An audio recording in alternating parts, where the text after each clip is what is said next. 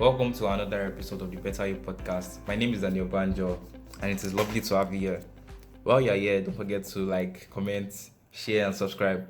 Like I always say, thank you very much.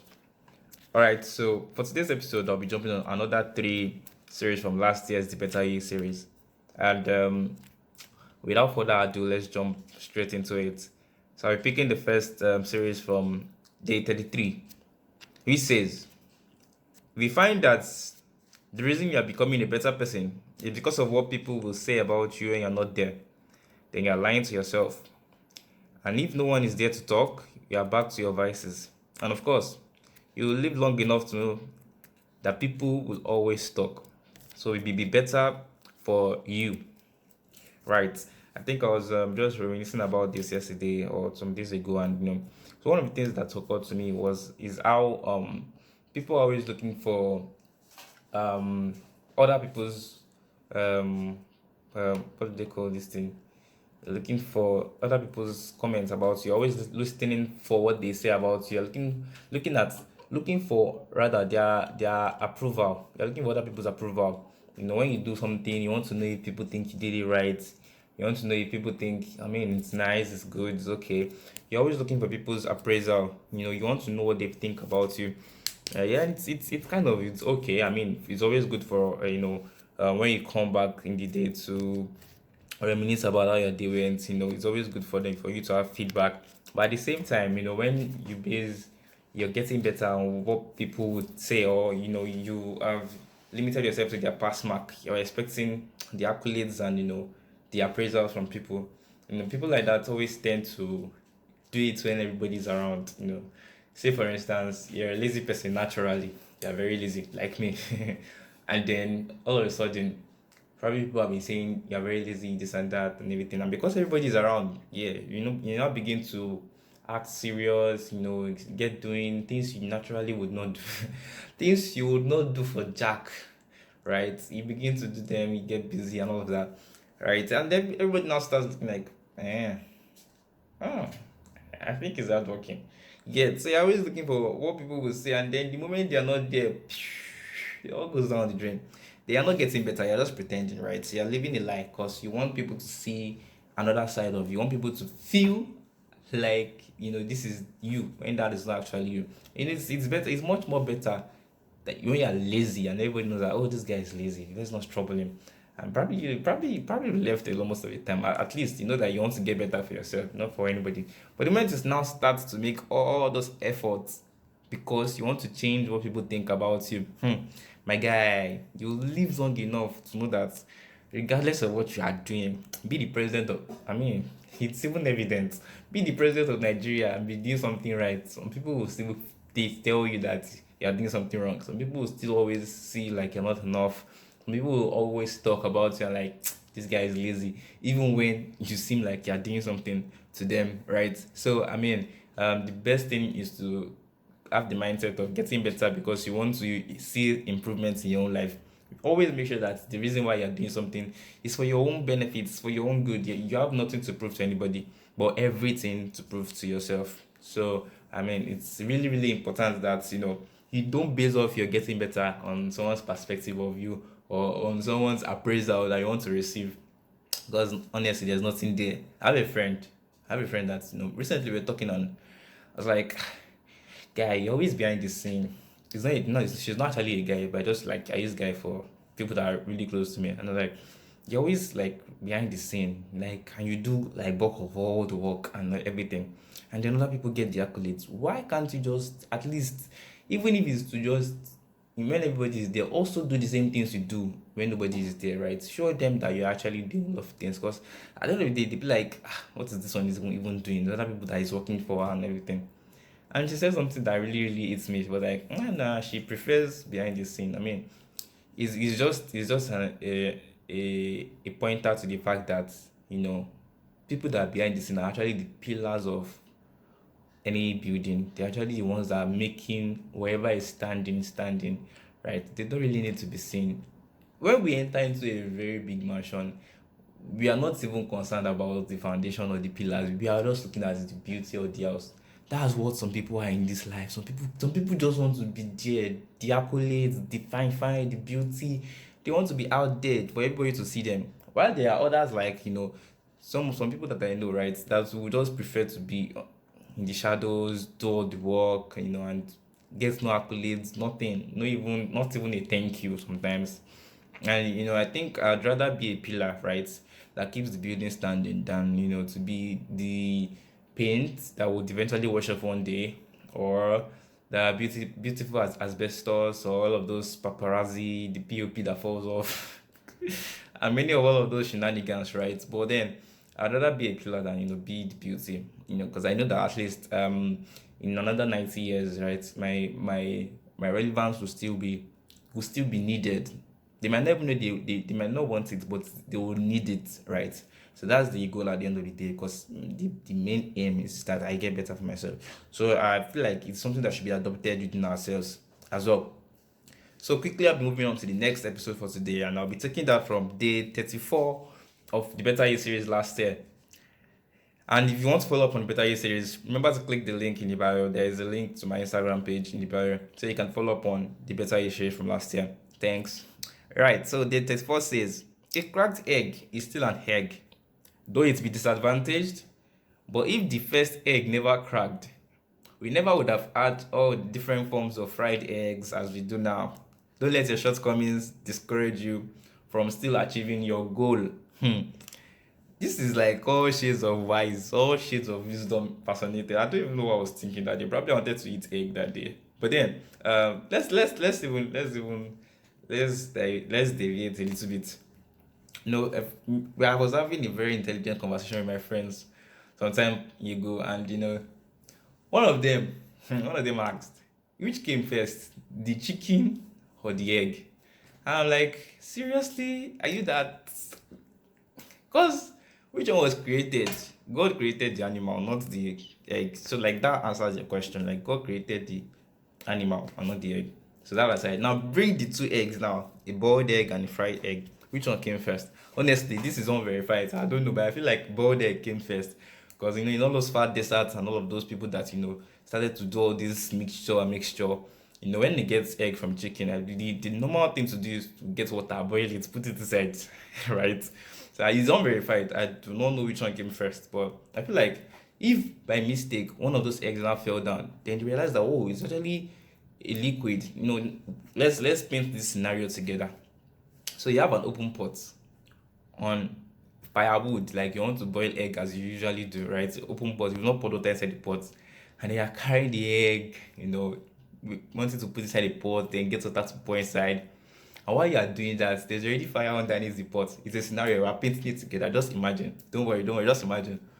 And then while you're carrying the egg, one of the eggs now fall and then hits the edge of the pot and breaks into the pot. And then does this and then creates this, wonderful, beautiful white egg white plus yolk mixture. And you're just like wondering, wow. Assume I'm the first man that invented fried egg, unverified. I'm like, wow, this is beautiful. And I taste it. It needs a little salt. Sprinkle. I'm like, taste it again. It's kind of dry. Add something like a liquid, and then I realize that if I get something like oily, something it might go well. And voila, I've created fried egg. so let's sorry for deviating. Now let's come back to this series. What it actually means is that as humans, right, there are times when we get discouraged, we get disadvantaged. Say for instance, two vehicles are heading towards a direction. Two vehicles being human beings, of course, and the direction being life generally. We're heading towards the direction. Then one vehicle breaks down, the other one is still going. Obviously, they are no longer on the same race, right? Because one has gone far in front, and the one that broke down. Now, because the vehicle has broken down, yeah, you now begin to weigh other options like, I could take a bus to where I'm going, right? I could take a bike. I mean, for us in Nigeria, I could take a bike to where I'm going. I could even trek. I mean, we had several stories of people that trek from Lagos to Abuja. Whatever they were thinking, I don't know, but they got presidential handshake, I guess. So I mean, um, because you are disadvantaged does not mean you can no longer get to your destination or to where you're going. Oh my god, there are times when I feel like I've gotten to the peak of it and I know I'm not doing again. I just drop like in the instant, in the aura of the moment. I just drop everything I'm doing. I'm like, yo, shemo, I'm not doing it again. But then I go back and sit back and like, okay, waiting again.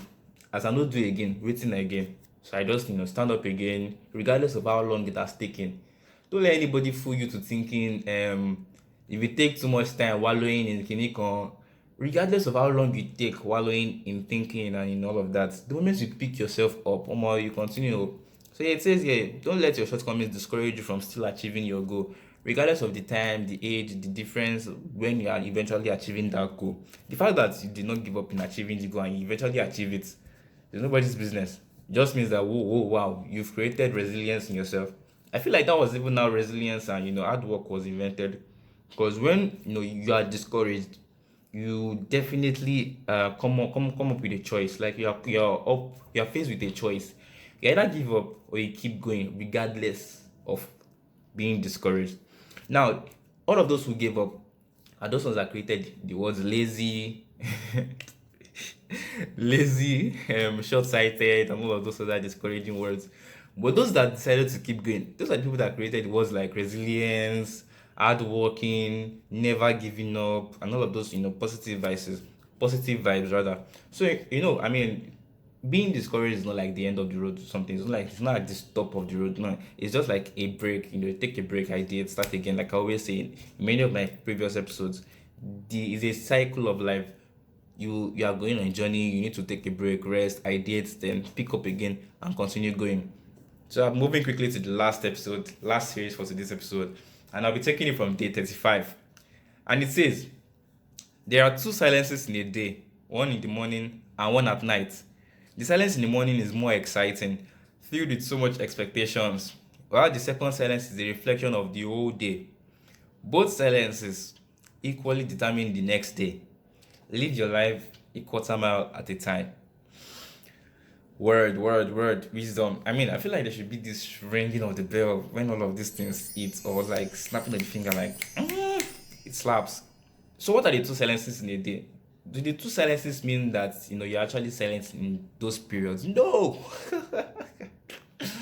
I don't know who I was discussing with this way, but like we're talking about how silence has a whole lot of noise inside of it. The silence is a voice on its own. Like when you are very silent, silence is very loud. Silence is very loud.